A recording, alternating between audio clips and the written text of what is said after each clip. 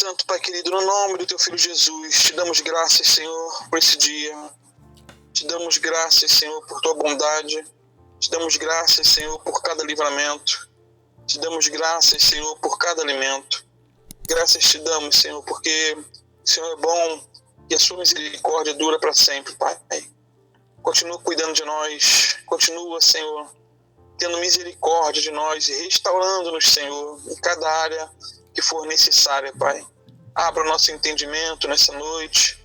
Senhor, a intenção aqui não é criar ferramentas de combate para combater de maneira agressiva, sem amor, as heresias, as seitas, não, Pai. Mas é aprender um pouco mais de como argumentar e como responder, como diz o Teu filho, o apóstolo Pedro, né? Responder com mansidão a todo aquele que pedir a razão da nossa fé.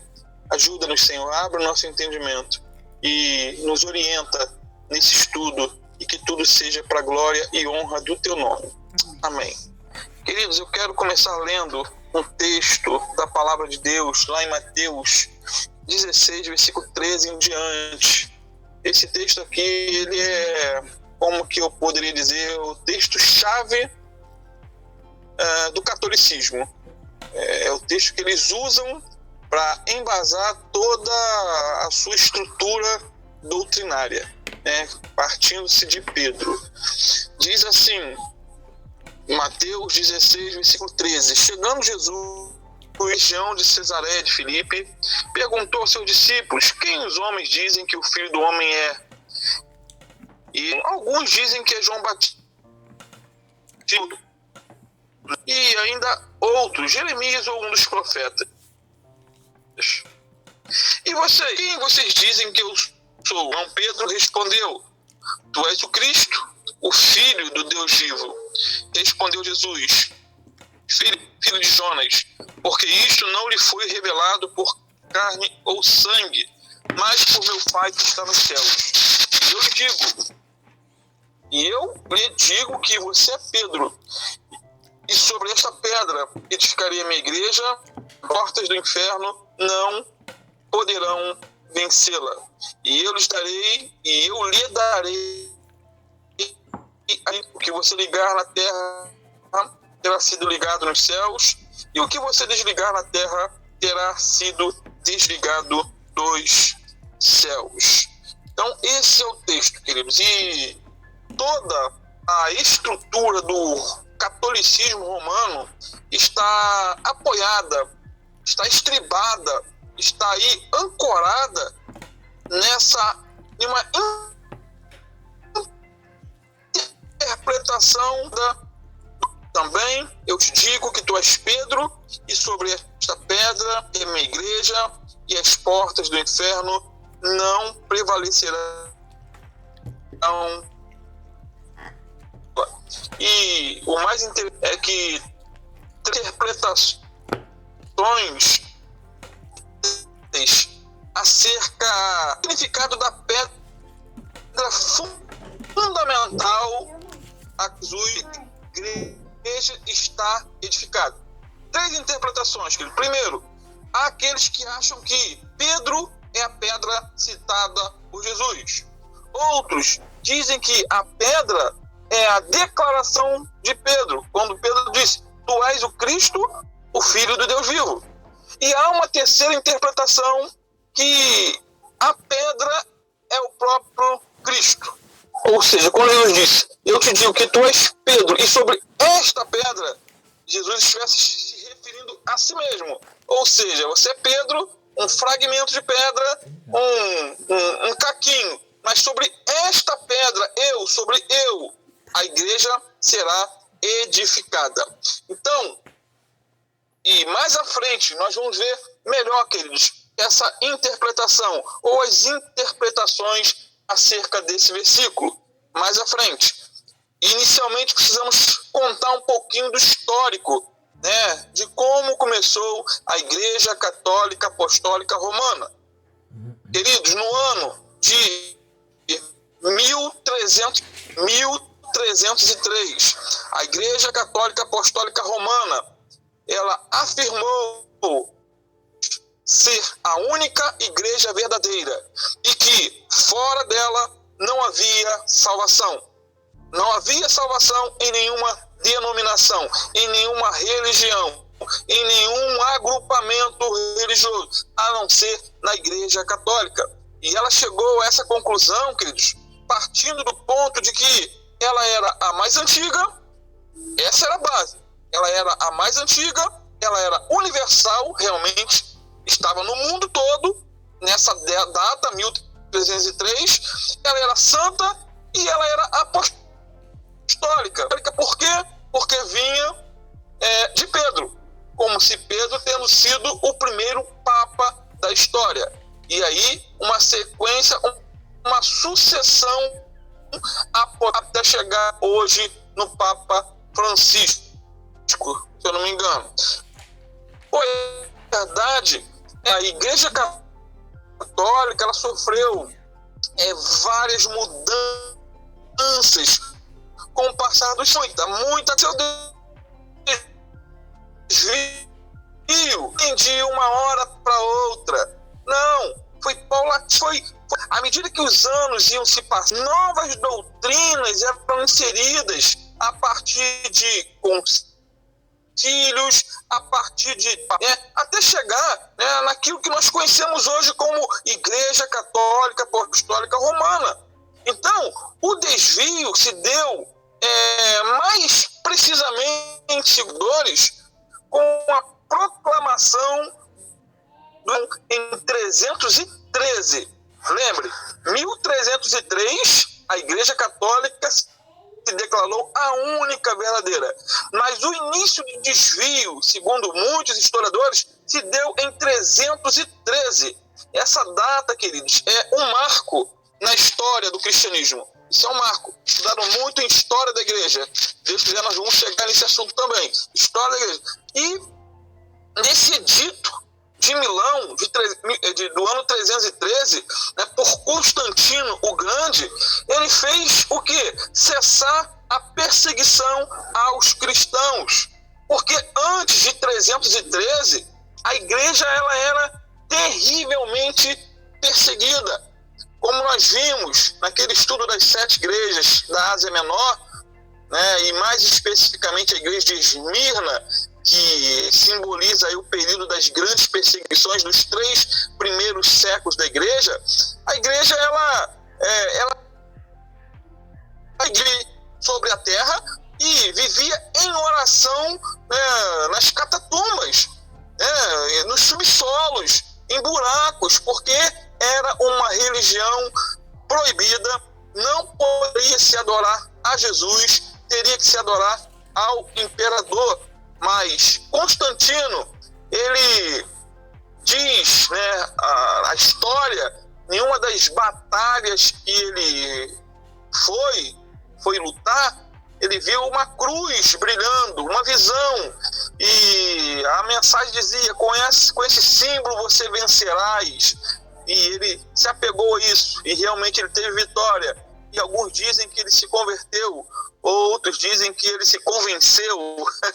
Então a briga na história é grande em relação a Constantino, que, segundo alguns, ele só se batizou mesmo no final da vida, quando estava próximo à morte. Então, esse Constantino fez cessar a perseguição aos cristãos. E a partir desse, como podemos dizer, desse marco histórico, a igreja deixou de ser perseguida para ser a religião oficial do império. Olha que mudança drástica, queridos. Que mudança. Uma religião que era perseguida, agora passou a ser a religião oficial do império. Em vez de serem agora, eles eram aplaudidos. Ser crente, a partir de Constantino, tornou-se o quê? Sinônimo a atos. Ele passou a ser, ao mesmo tempo, o chefe da igreja e chefe do Estado, fazendo com que a igreja perdesse o quê? O poder espiritual. Quando se mistura, queridos, o poder temporal com o poder espiritual, sempre sempre dá nisso. O cristianismo, em vez de conquistar Roma, na verdade, o cristianismo foi conquistado pelos romanos. Nesse período, ainda não era obrigatório a conversão no período de Constantino.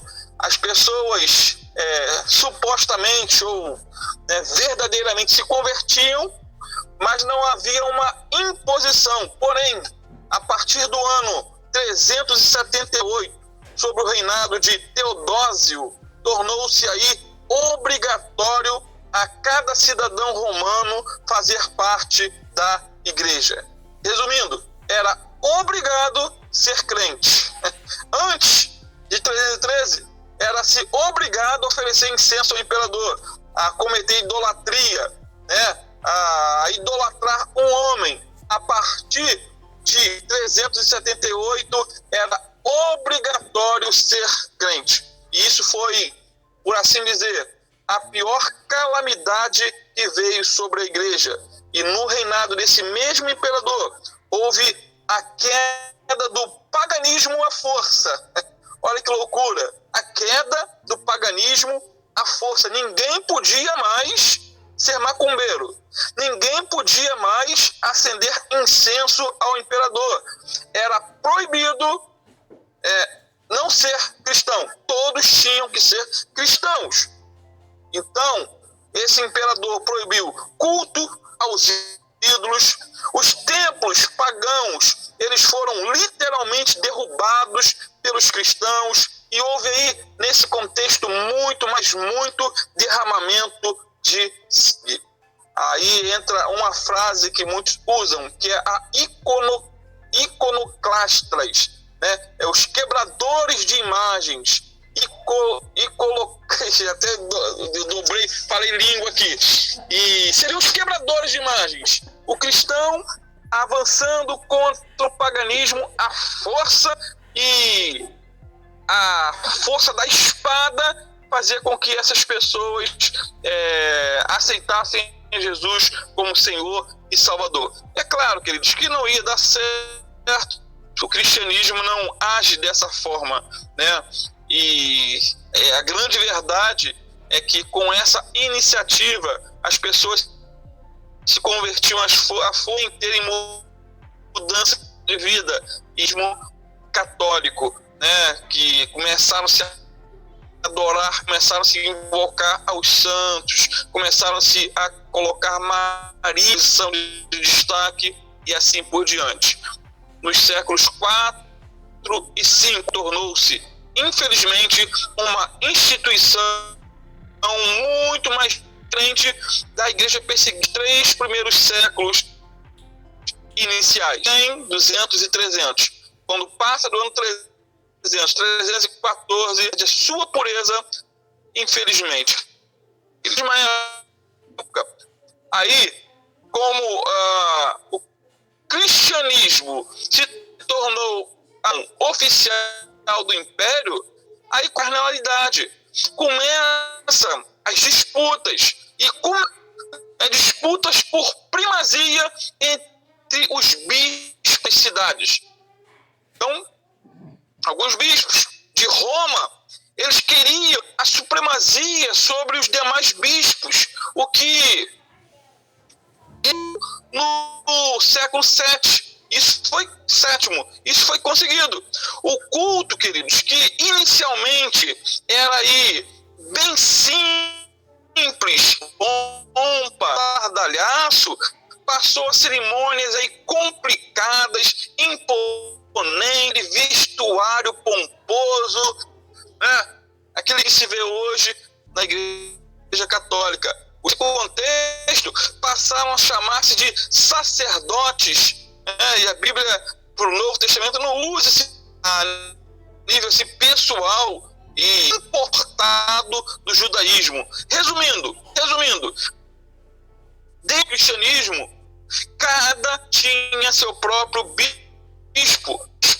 Eles eram independentes dos demais, apesar de haver aí comunhão entre eles. Como exemplo, temos Policarpo, que foi citado né, na história,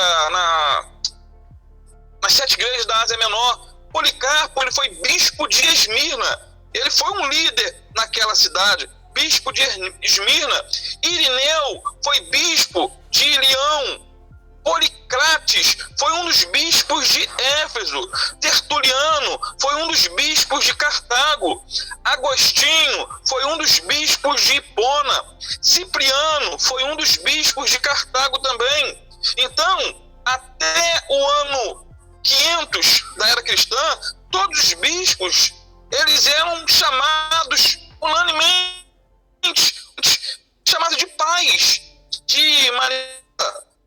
Só que após essa data, queridos, o título passou a ser designado somente aos bispos de Roma, tendo sentido de, assim, como que eu posso dizer, ampliado para Pai Universal. Nessa disputa de quem era o primeiro, de qual bispo tinha a primazia, ganhou o bispo de Roma. Então fez-se aí toda uma cronologia de Pedro em diante. Hoje em dia tem-se o total, eu não lembro atualmente, se é 276, 7, uma pesquisa rápida aí no Google vocês acham. Mas desde a sucessão de Pedro, veio outro, mas Pedro nunca foi papa, Pedro nunca foi bispo de Roma. Entendeu, queridos? Ele nunca esteve nem em Roma. Que foi em Roma foi só para morrer na cruz de cabeça para baixo. Nenhum historiador sério confirma que Pedro tenha exercido de pastor em Roma. Até porque Pedro era um papa, se fosse realmente um papa muito diferente. Porque ele era casado e era pobre. Os papas atualmente, eles não se casam e são ricos. Comem em talheres de ouro.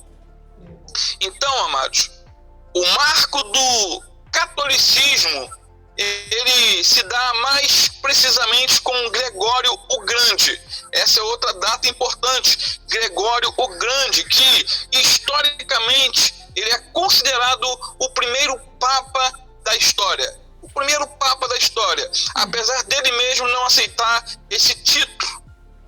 Em 1198, Inocêncio III, considerado aí o papa mais poderoso de todos os tempos, ele fez uma declaração das mais absurdas possíveis. Ele se declarou o vigário de Deus, vigário de Cristo e soberano supremo da igreja e do mundo. E ele fez alguns decretos que ficaram marcados na história. Primeiro, ele decretou a doutrina da transubstanciação.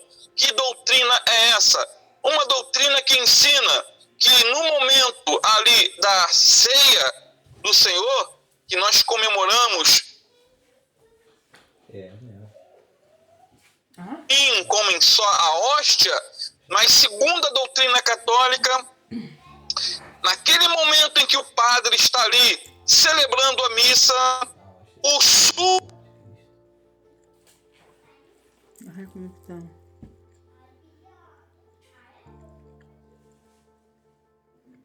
e aquela hóstia se transforma literalmente no corpo de Jesus. Então eles pegam o pão e o vinho no sentido literal, de tal maneira, pasmem vocês, que se um pedacinho daquela hóstia ou a hóstia inteira cair no chão e um cachorro passar correndo ali e comer, eles dizem que o cachorro comeu Jesus, porque é o corpo de Jesus. Existe até dentro do catolicismo, né, quem já foi católico aí sabe, que eu esqueci o nome da peça que eles botam a hóstia, né, e as pessoas se ajoelham diante daquele pedaço de pão, tipo assim, reverenciando acho que está ali, não pelo pedaço de pão, mas sendo o próprio pão.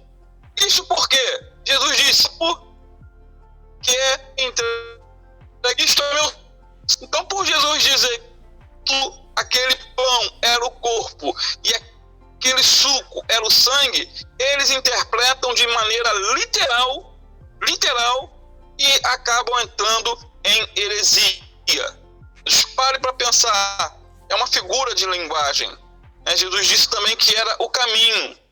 Jesus não é uma rua. Eu sou a porta. Jesus não é uma porta no sentido figurado. Eu sou a porta. Quem entrar por mim será salvo, entrará, sairá, encontrará pastagens. Eu sou o caminho, eu sou a verdade, eu sou a vida. Então, muitas figuras de linguagem, né? E nós entendemos tranquilamente que é uma figura de linguagem, mas eles pegam literalmente essas expressões, não no sentido de que Jesus é a porta, eles não dizem que Jesus é a porta literalmente. Mas quando Jesus disse, eu assisto, eles pegam do literal. Então esse Papa, aí alguns, né? E o primeiro, como já disse, foi o da abstanciação. Relembrando, isso foi em 1198. Você vê, já tinha passado um milênio e começa as aberrações. Antes disso, outras doutrinas já tinham sido inventadas. Mais à frente, nós vamos estar dando aí um relatório de quando começou cada besterol. Segundo, esse Papa, né, confirmou a confissão auricular, ou seja, que o membro da igreja, ele só será perdoado se confessar os seus pecados no confessionário ao Papa. Só o Papa tem poder de declarar perdoado os fiéis da igreja. Quem não se confessa não tem perdão. Então, começou com quem? Inocêncio III. Terceiro, ele declarou que o sucessor de Pedro, né, o Papa, nunca e de modo algum podia apartar-se da fé católica. Declarou também a infabilidade papal, ou seja, segundo o catolicismo romano, o Papa é infalível quando ele edita os seus decíclicas na cadeira papal, sentado naquela famosa cadeira.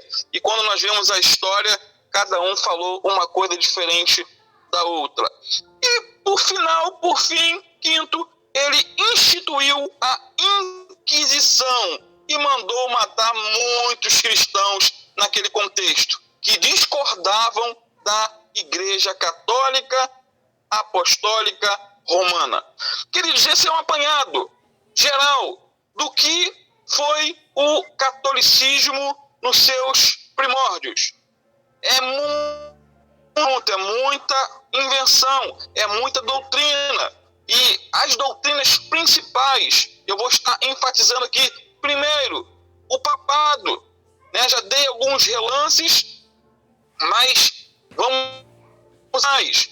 A Igreja Católica Apostólica Romana diz que a instituição do papado vem dos primórdios da era primitiva, mencionando aí uma cadeia, isso aqui eu já tenho registrado, de 256 papas, hoje atualizando 257 ou 258 papas. E na época que eu preparei essa apostila aqui, eu não lembro qual papa que era. Já tem alguns anos. Então, teria que atualizar. Então, de 256 a 258 papas, partindo de Pedro. Então, essa lista, segundo eles, começa, como eu já disse, com o apóstolo Pedro, com base naquele texto que nós lemos no início, de Mateus 16, versículo 18. Queridos, num estudo detalhado de várias referências, fica evidente que a pedra que Jesus se referia era ele mesmo, e não Pedro. Até porque o próprio Pedro faz menção a Jesus como sendo a pedra principal, e não ele. Jesus é a pedra de esquina. Jesus é o fundamento da igreja. A igreja não é apoiada, baseada, fundamentada num homem como Pedro. Ele teve a sua importância, foi um homem de Deus, fez perguntas importantes nos evangelhos, mas Pedro era frágil, fraco, uma pedrinha, né? Mas Jesus é a rocha na qual nós estamos fundamentados. Segundo, a infalibilidade papal. Queridos, infalibilidade, segundo o dicionário, é aí a qualidade ou caráter de infalível, prerrogativa atribuída à Igreja em sua totalidade ou ao Papa, para os católicos, de não errar em questões pertinentes à fé e aos costumes, pretendem conferir uma orientação universal. Então, ser infalível quer dizer que nunca erra. Em 1070, Vaticano, foi definida a de papal. É infalível. E se você conversar com qualquer católico que não é muito letrado dentro do catolicismo, eles dessa doutrina. Se você falar, o Papa é infalível, eles vão dizer, não, o Papa é qualquer um de nós. Ele tem pecados, ele erra. Mas a católica em si ensina isso. Então, essa doutrina, todos os seus atos e presentes e também futuros serão claramente tidos como isentos de erros. A Papa tem de ser, portanto, incondicionalmente, até em atos considerados falíveis, sobretudo, e sua palavra é sempre lei. Isso é o que consta nos documentos católicos. Agora, como eu disse, se Pedro foi o primeiro Papa, como diz o catolicismo, ele era bem diferente, pois ele era repreensível, queridos. Paulo, lá em Gálatas 2, versículo 11 a 14, ele chamou a atenção de Pedro na cara, porque ele estava sendo ali repreensível e não irrepreensível. O homem, só em se considerar e aceitar esse de infalível, já demonstra aí o quanto ele é falho.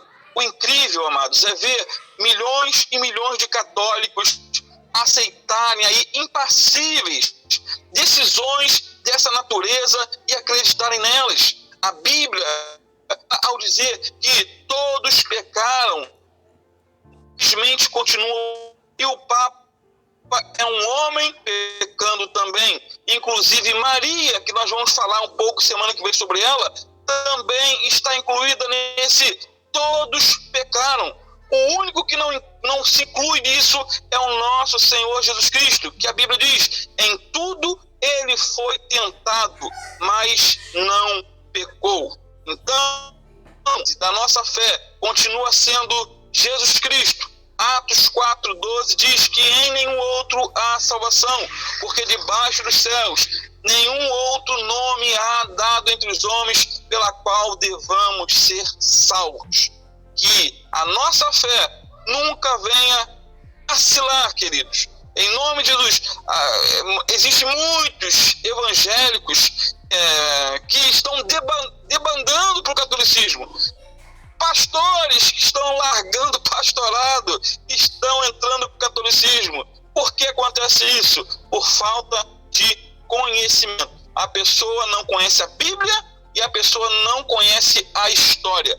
E juntando esses dois desconhecimentos, a tragédia é anunciada. Então, queridos, semana que vem, se Deus assim nos permitir, nós estaremos falando sobre a mariolatria, tratando um pouco sobre Maria, essa personagem que é apresentada de maneira tão simples, tão humilde na Bíblia, mas que dentro do catolicismo ela tem um poder, não a Maria da Bíblia, mas a Maria que eles veneram, tem um poder tanto em pé de igualdade ou ainda superior ao de Jesus, ou da Trindade, por assim dizer. Amém, queridos? Uma boa noite, Deus abençoe, obrigado pela atenção de todos.